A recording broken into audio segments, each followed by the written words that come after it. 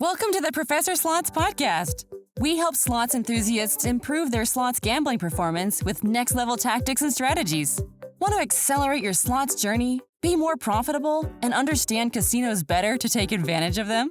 You're in the right place. The Professor Slots team has over a decade of experience providing strategies for slots enthusiasts just like you. And now, to help you, here's Dr. John Friedel, Professor Slots. Hello. Today's episode number 155 of the Professor Slots Podcast discusses 7 practical steps to taking advantage of your casino. In case you missed it on my last episode, I interviewed Keith James, my CPA, during my weekly live stream Q&A session on YouTube. I hope you enjoyed listening to my last episode as much as I enjoyed making it for you.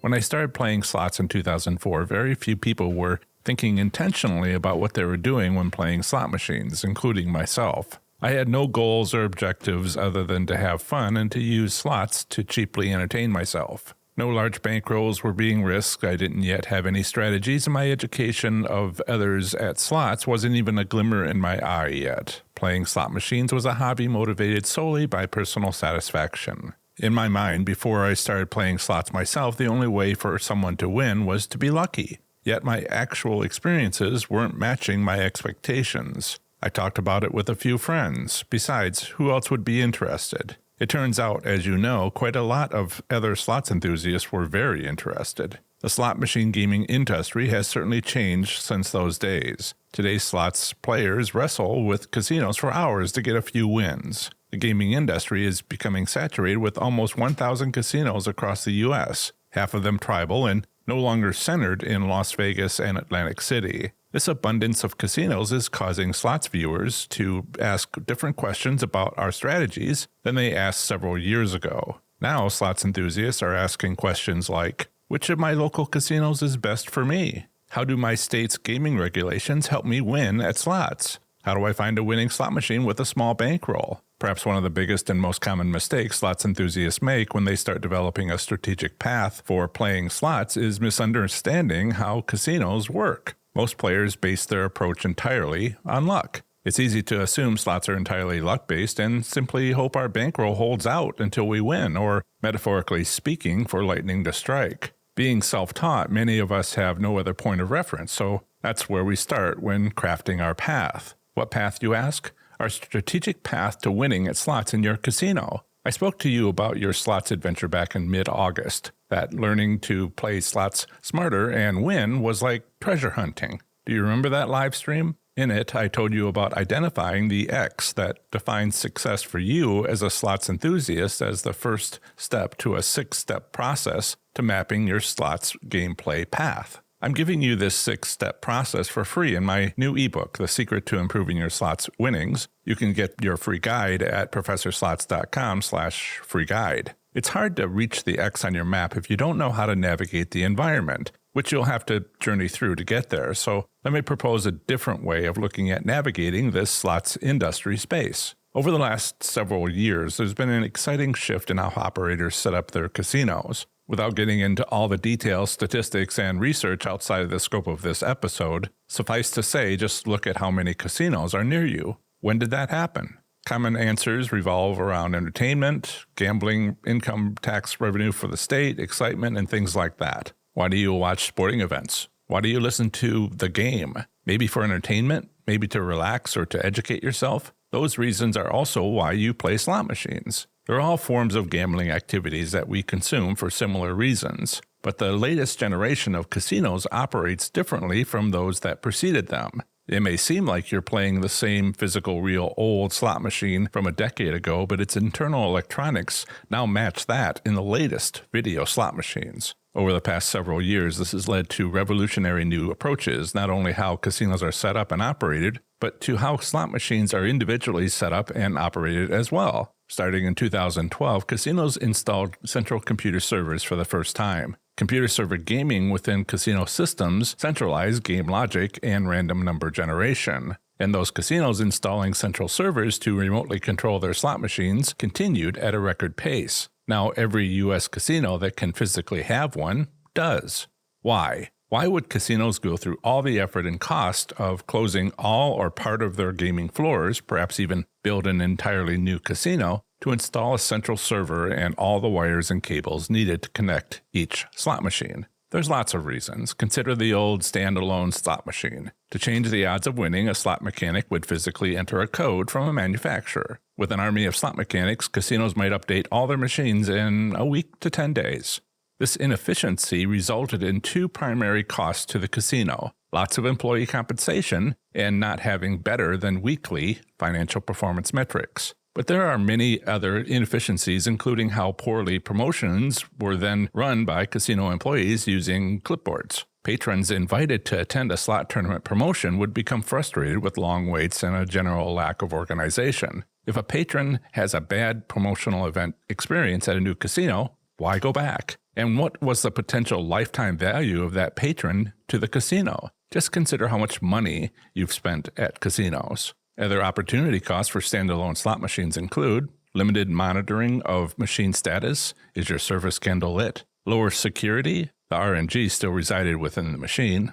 Less control. Changing a game theme means changing a computer chip. Lack of responsible gaming features requiring advanced monitoring capabilities. Greater hardware, software, and maintenance costs for individual machines. What is it about today's players' expectations and technologies that caused this shift to take place? Why do casino operators value that a standalone slot machine doesn't or can't provide? We can answer those questions by looking at what casinos are turning to: automation. In late 2013, I was at Horseshoe Cincinnati in the high-limit slots room playing slots. Some days I'd win as many as 7 hand pays in a couple of hours and go home with a 5-figure profit. On my next visit a few days later, I'd lose my shirt. Then in the next visit, I'd again win and end up leaving with a huge profit. Why? Why was my luck changing with every visit? I still remember standing there a bit perplexed myself. It was always the same casino where we're all winning together or losing together. I remember one night where myself and fellow slots winner Bubba would yell at each other across the high limit room. 5, he'd say. A few minutes later, I also say 5, and then he'd say 6, and a little bit later 7. I got 7 hand pays that night, but he got 9. Yet other nights were grim playing sessions, just spending our bankrolls. Then it hit me. The odds of winning weren't constant from day to day or even hour to hour within a day. When we were playing mattered and not entirely about how lucky we were. When you start looking at old and new casino setups like this, it becomes apparent that you cannot look at playing slots through an old casino setup lens. To journey to your X using central computer servers now found in most casinos, you need to navigate the terrain like the dynamic casino environment it is. When you think of casinos this way, comparing old static environments where the odds of any one slot machine only changes every 7 to 10 days versus the new dynamic environment where the odds change often, you gain many more opportunities to win. The big question now is, how do you play slots differently if you approach them like they were remote controlled often instead of by a slots mechanic once a week? Honestly, think through this question. Do all slot strategies have to fall into the central server bucket? No. There's room for a standalone slot machine approach at casinos and many successful slots enthusiasts who are doing it. But when I look at those players, I wonder how much more effectively could they be accomplishing their why if they were taking a new central computer server approach to their strategy. Successfully navigating the territory of new central computer servers really comes down to facilitating 2 things: connection and community. The first thing your strategy must do is develop a connection between you and your casino. While there are certainly some signals you can incorporate into your slots play to make it easier for you to form a financial advantage for you over your casino, the first step is being deeply aware of your casino's motivations for why they do what they do in their business. Begin to tap into that and make it a part of your gameplay when it's appropriate to do so. It creates a relational connection with your casino, which will always be much stronger and more powerful than an entertainment connection. The other thing your strategy must do is connect you to other people at your casino. Community is a term that's thrown around loosely and is often used synonymously with patrons, players, or slots enthusiasts. I make a different distinction. We're all in this effort together. Think of yourself as an artist on stage in a concert hall. An audience is a group of people who are directing their attention toward the same casino you're observing. Community happens when the audience's attention includes the crowd of people around them. It's when connections are not only happening between you and the audience, but when the audience starts to connect with each other as well. And you're a facilitator who drives the engagement. You're a catalyst for something bigger among an audience of slots enthusiasts. This is when you can mobilize the audience to accomplish things that go beyond just wasting money at a casino. This also boosts the emotional connection the community has with you and starts an intertwining spiral between connection and community. Consequently, when your community feels like they're part of something bigger, it can compel them to pull out their wallets and make a financial transaction with your casino in ways that help you, but likely also them. That's why the best way to measure the strength of your gameplay is through community and profit, not jackpots and comps. Many slots enthusiasts getting to know your casino makes the whole effort go faster and with less effort for you, because sometimes other players observe what you might miss or just not be there to observe yourself. That's not always the case, but it does suggest that audience size does determine the strength of a community. For example, visiting a casino the morning after a big promotion to take advantage of an accounting business practice common at many casinos requires that promotion draw in many slots enthusiasts to a successful event, which makes it more likely this strategy will be an advantage play at this casino. But how do you know if that happened? Ask your community if anybody went and can report back that night prior to your potential trip to the casino early the next morning. It's important to understand your leadership role in your casino community. You've either educated yourself about how to win at slots or are about to become so. The community doesn't need to consciously recognize your leadership role, but that hardly matters to achieving your goal of winning at slots. Here are some practical next steps to take as you develop a plan to succeed at slot machine casino gambling. 1. Identify your casino. From which casinos are you trying to win? Which would respond best to your strategies and your why? What's compelling about your slot strategy that will draw that casino into your clutches?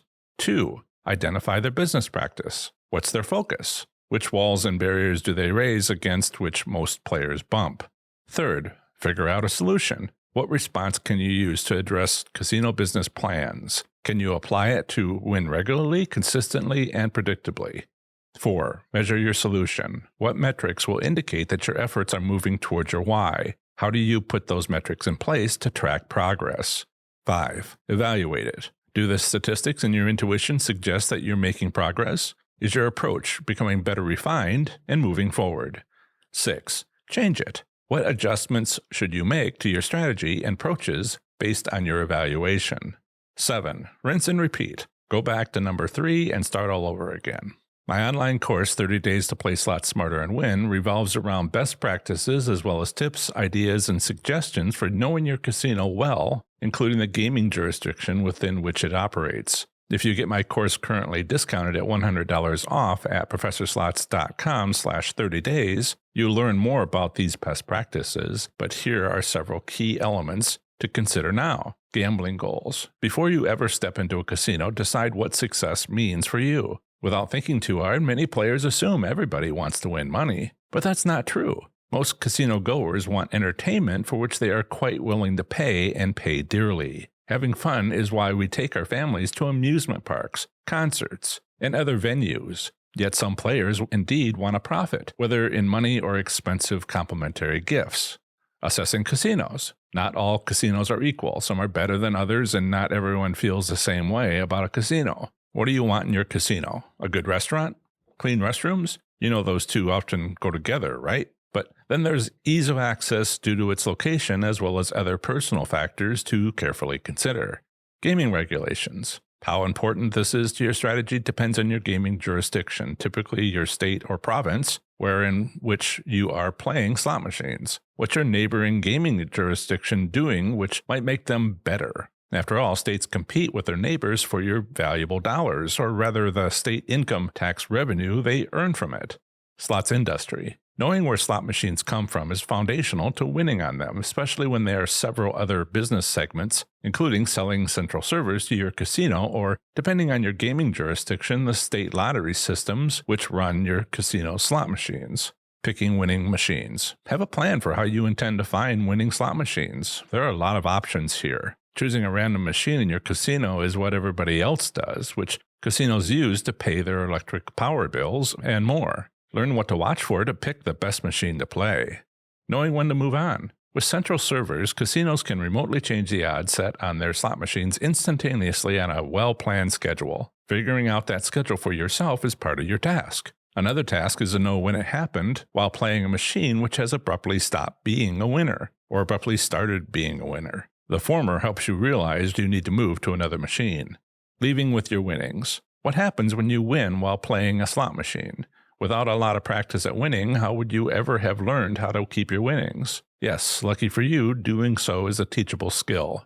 Strategies and combining strategies. As we've already briefly discussed, integrate into your strategy a plan for each of your favorite casinos to counteract that casino's business practices designed to separate you from your bankroll. With practice and familiarity, combine working strategies for the best results. Study analytics. Gambling records are the best way to have an idea of what works and what doesn't work as you implement your strategy. Pay careful attention, especially to your personal payout return. That is to say, player hold percentage, which indicates how well each of your planned approaches worked.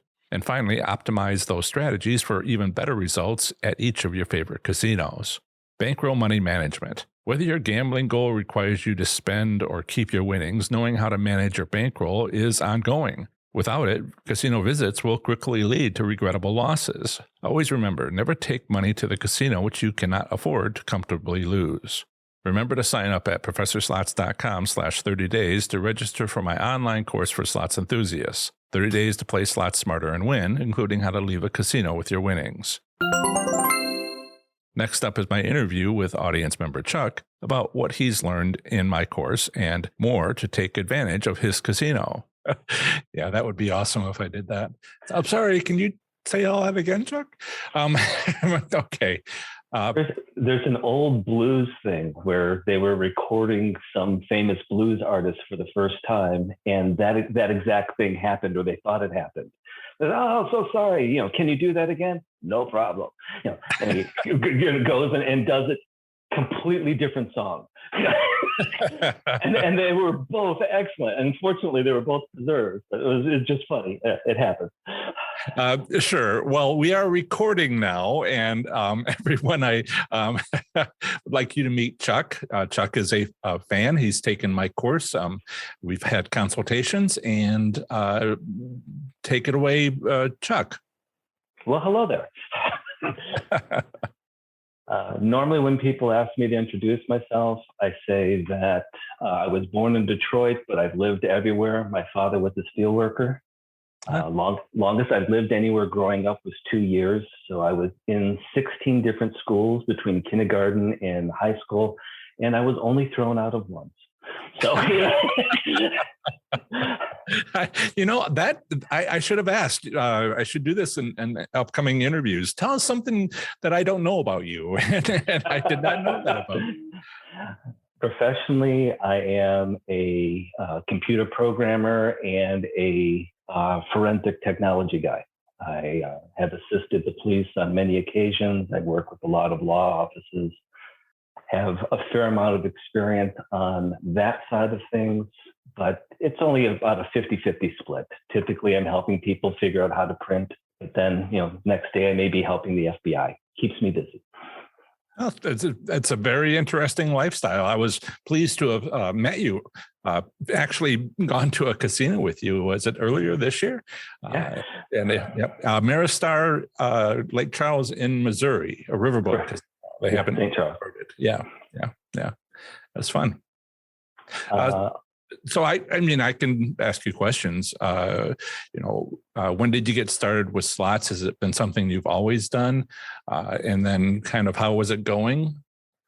It's actually been relatively recent, say within the last 5 years. Okay. I'm a very lucky person normally. I know you don't like to talk about luck, but I never get stopped by a red light. It's just bizarre. If for some reason, if the car has a flat tire, it's because down the road there was a bomb or something, and I wasn't supposed to go that way. I see fortune and blessing all over the place in my life. Well, now that you've mentioned it, when I arrived at the riverboat casino, you were standing right there waving at me, and I'm, oh, that's lucky. Yeah. That literally is the sort of thing that happens to me all the time. If there's a large crowd and I need to find somebody, I just walk in the direction I feel I should go, and inevitably I will run right into that person. It's just one of those things. Awesome. if there is a raffle, a door prize, some prize for going to a meeting, and this happens all the time because part of my job is staying up with technology, so I attend a ton of webinars, and there's always giveaways, and I win them all the time. I did the same at on raffles at my prior job, and they knew about my trying to start a business when I in the evenings and stuff, and they would look at me like, wait, did you just do your Professor Slots thing? And I'm just like, hey man, thanks for the basket of goodies, I appreciate it. Yeah. So my sister sort of created the interest. I have a sister who lives in Colorado, frequently gambles at Blackhawk, and went to casino a few times with her. She won $37,000 on a bizarre single draw, megabucks sort of thing. And she makes as much gambling as she does at her day job. And she's not remarkably good at math. She's not remarkably good at strategy. She's just a very lucky person. Or perhaps she knows things, putting it in your speak, that she's not aware that she knows, but regardless, traveling to the casino with her, originally, I was reluctant because I thought it would be abusing my gift. As again, I'm very lucky, and it seemed like it would be turning it towards a bad purpose to use it for myself. Whatever the cause, I felt the same way. I saw a way to win, and I'm sitting there going, wow, do I just take their money? I felt kind of bad. Whatever the cause, once you know how to win, then you have, I think a few of us, have that issue. Right. Now, I've had 4 hand pays, 3 of them after you, 1 before you. The one I had before you is what started me on the journey of, hey, that was fun. Let's do more of this. But congratulations, by the way. Thank you. As far as strategy, etc., I was doing almost everything wrong. My significant other has certain machines that she likes. When she gets to the casino, it's very difficult to get her out of the casino.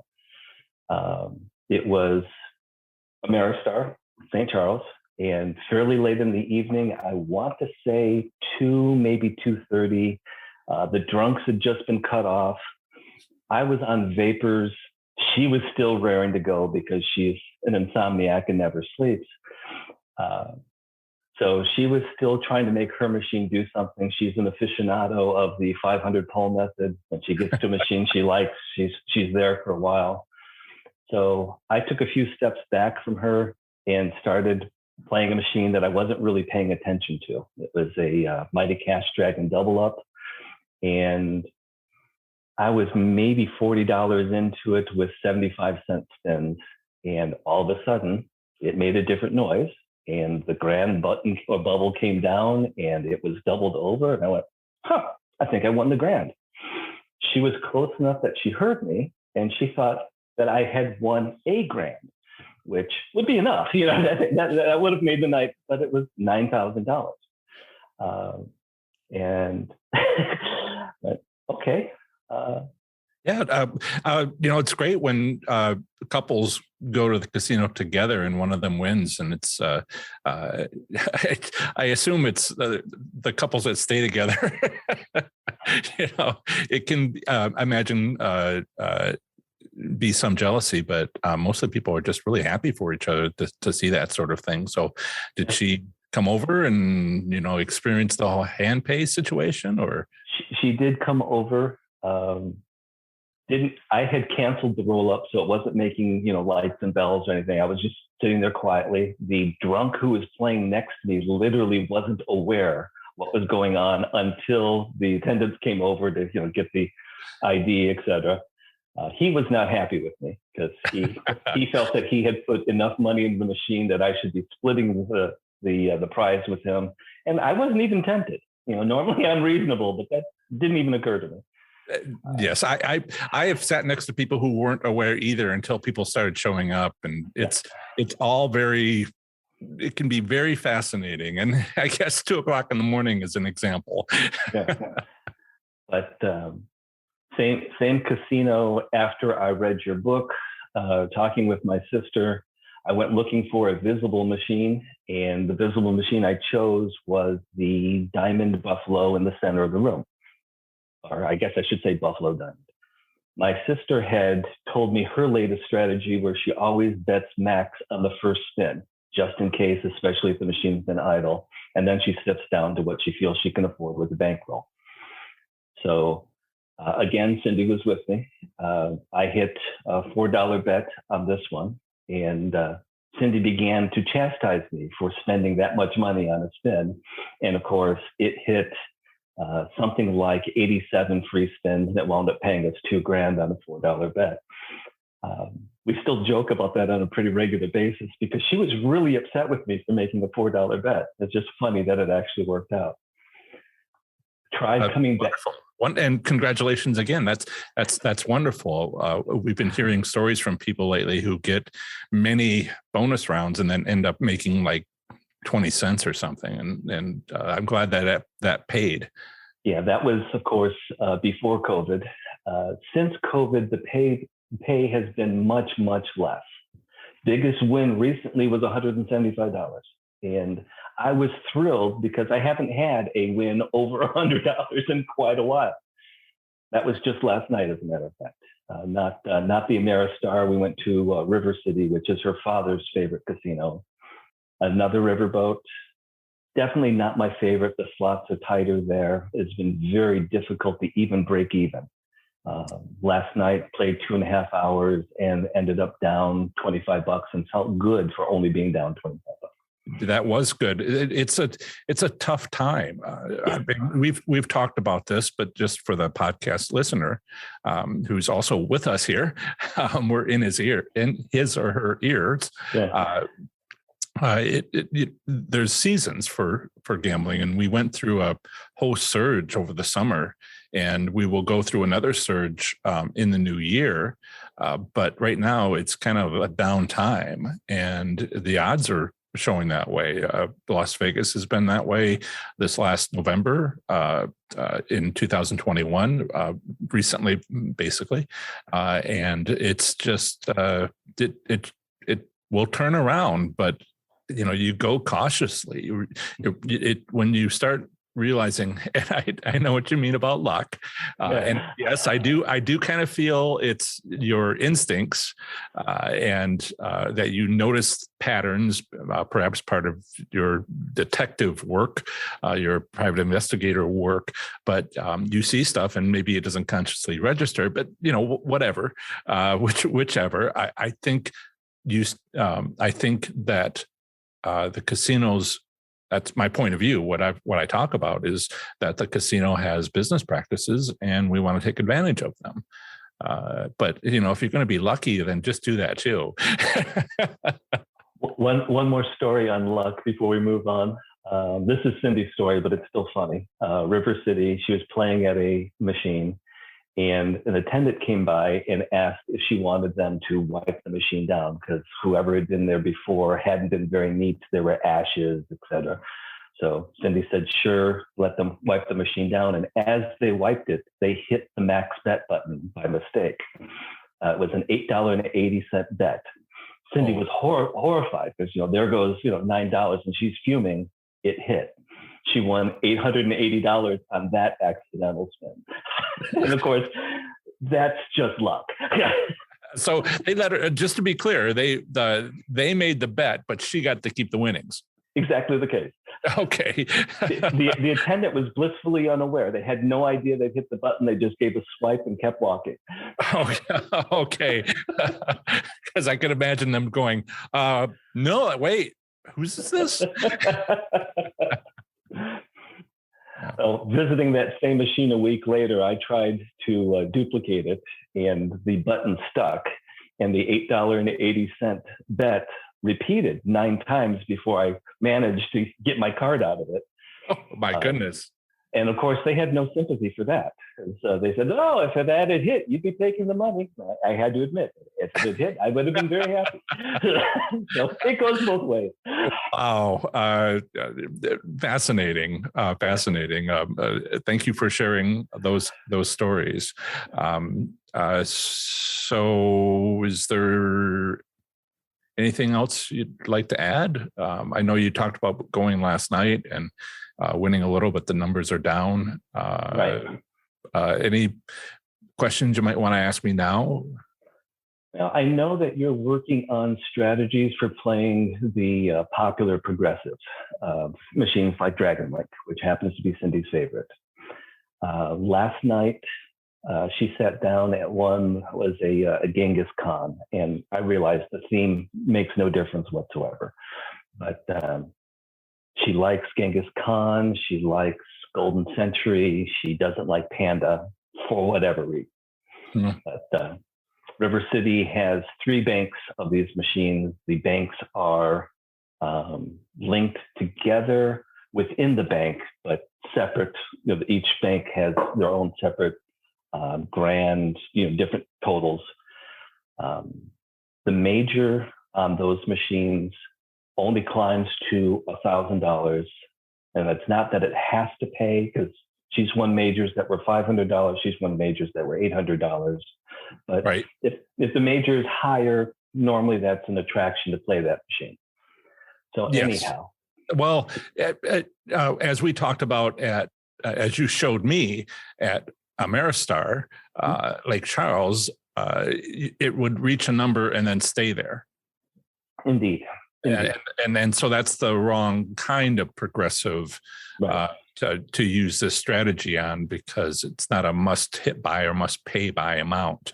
But at Rivers, is it? River City. River City. It sounds like they have a must hit by setup on their machine, in which case, this is what you need to watch for to use the progressive strategy that I posted about, and I'm always working on improving. It was important once upon a time to have a progressive slot machine winning strategy. But then suddenly, we have all these video slot machines, and all of them are progressive. Right. And when did that happen? Just because it doesn't say progressive, it says grand, or it says major or minor, mini, and some of them are progressive jackpots and some are not. And so that's why I have that strategy to be in use. Now, Cindy's strategy is to play at the lowest level and just play repeatedly. She believes in stopping the reels, so she does a rapid play. Yeah. I'm reluctant to tell her, or even I've tried telling her, but she doesn't believe me that it doesn't have any effect, because, of course, there have been times that she stopped it and it's been a winning combination. She's convinced that she did it. Doesn't matter. This is a machine that she plays more often. Saboteur. And we have a visitor. Who's Chuck has renamed Saboteur number 1. She plays the mini, or she plays the minimum amount, and she plays rapidly. Our mutual friend Magpie has given me a different strategy. Magpie says to play the 5-cent denomination, and the minimum on a 5-cent denomination is $1.25. Magpie says to play $2.50 or $1.25 and play no more than $40 or $50. Typically, you'll get a hit, but once you get a hit, walk away, because it's not going to happen again for quite a while. I've been testing that, and she's right. When I play at least $1 bet rather than the 50-cent minimum, I get bigger wins. But if there is a win that brings you up, it's time to cash out, go to a different machine, or as Cindy prefers, switch machines, because she thinks I've made the machine lucky. Wow, this is complicated. That's one thing I haven't talked about is a lot elsewhere is going to a casino with somebody. I've talked, in private consultations with people about, I go with somebody and they're just, they draw me in and they want me to sit next to them, and the machine next to them is not as good as the machine they're playing, but they don't seem to understand that. And so it's all kind of like trouble, but this is fascinating. Have you, she doesn't, it doesn't sound, it sounds like she's having fun. It sounds like she's not insisting that you play her way. Agreed. And that's all great. And teaching someone else what you've learned from me helps you understand it better. Mm-hmm. And to see, the differences, that what does and does not work at your casino, because, there's a lot to be seen there. Some casinos, are set up, and every casino is set up a little bit differently, with the possible exception of, Las Vegas Strip, where they're practically owned by 80% of them are owned by like two companies. And so the same setup is to be expected, but it's great that you're, having this connection with somebody when you go. I appreciate you sharing that with us.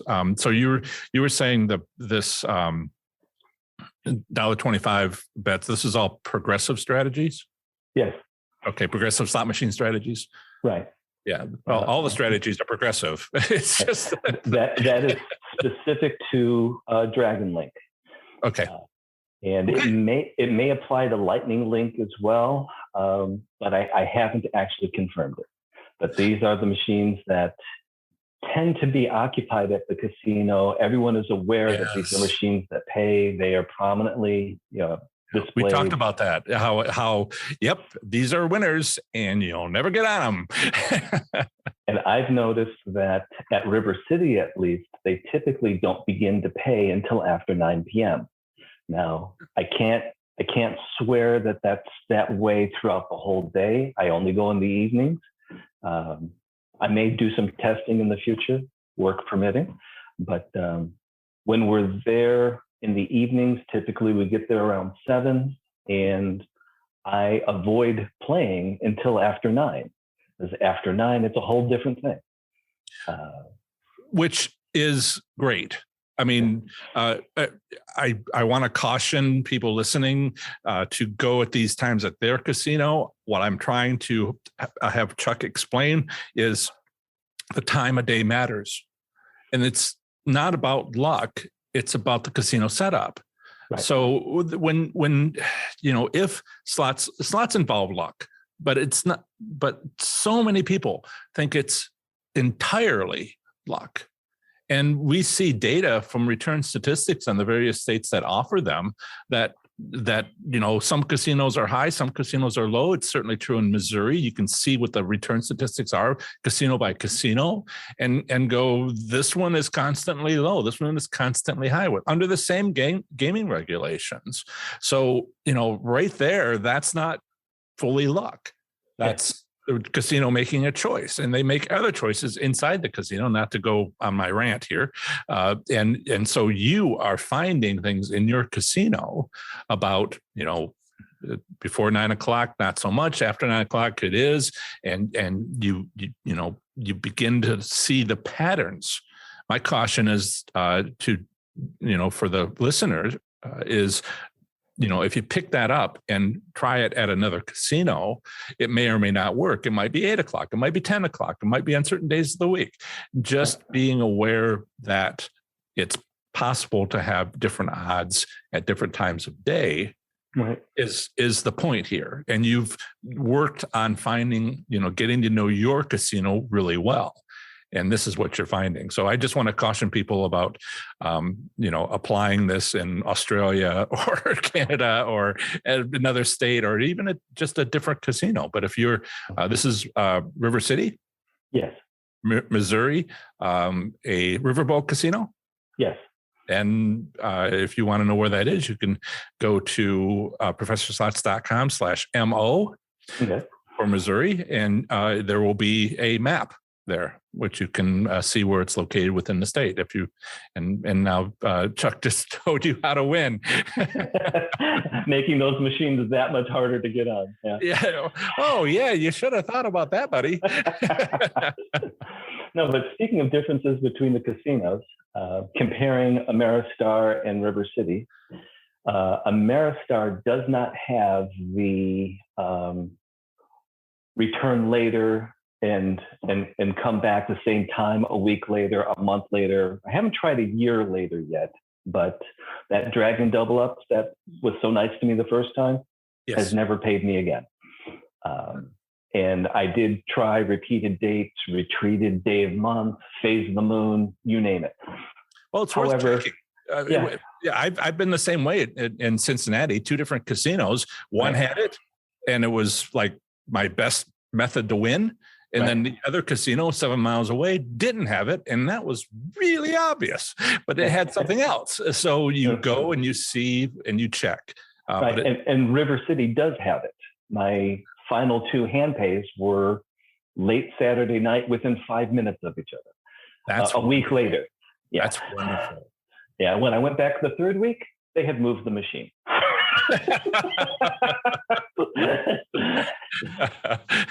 Sorry, I don't mean to laugh. You and I both enjoy the tussle, the wrestling with the casino's trying to take advantage of you, and you're trying to take advantage of the casino, and it's all pretty enjoyable. That machine's location has continued to be fortunate. Not the machine, but that location. That location. Yes. Right. And who did you get that from, Chuck? Yeah, it's near the high limits room, directly across the aisle from a cash machine, high volume. Yeah, and there's an arc by the entrance of the high limit room that I try to play the machines near there. I'm going to caution you here, okay? People are listening, okay? River City, over by the cashier cage. You're giving this stuff away. Well, all I ask is that if they're there and they recognize me, that they should say hello. I am somewhat locally famous. This is Chuck, everybody. Ask him if it's Chuck. And you might recognize his voice. Wow. So I did have another question for you, which is, it sounds like you might be putting together a plan with River City and coming back 1 week later after you're winning or seeing somebody else win on a particular machine, 5 minutes, 1 week later, minus 5 minutes, and playing through that time period. Do you have any, so what is your plan? What is your future approaches? I know there's a holiday season at the time of this recording. There's a holiday season coming up, a couple of them towards the end of 2021. Thanksgiving and is a few days away at the time of this recording, and the holidays at the end of the year. So do you have a plan for the next few months on what you're going to do? I know you have someone that you go with, and that's a consideration. So could you tell us what's happening? Well, the main reason I go to River City at all is because of Cindy's father. He's 87. Anytime he wants to go anywhere, loves spending time with him, I will take him. I realize my time with him is probably limited, not to be too grim about it, but as long as he's around and able, I want to go with him. Great guy, by the way. Yeah, I'm sure. I can completely believe it. I'm sure he enjoys talking with you. I know I do. Yeah. Not everyone likes their in-laws, but I will take Cindy's family over my own any day.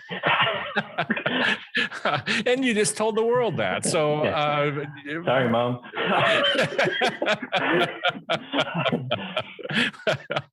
Dude. but no, my mom's got a very dark sense of humor. She'd appreciate that. Good. I'll make sure I send you the link so you can send it to her.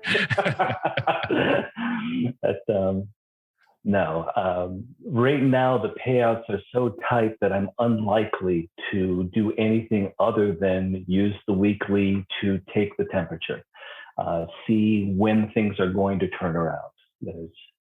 It's too hard to make money and funds are too tight. There's been a pandemic and business isn't what it used to be. And obviously, and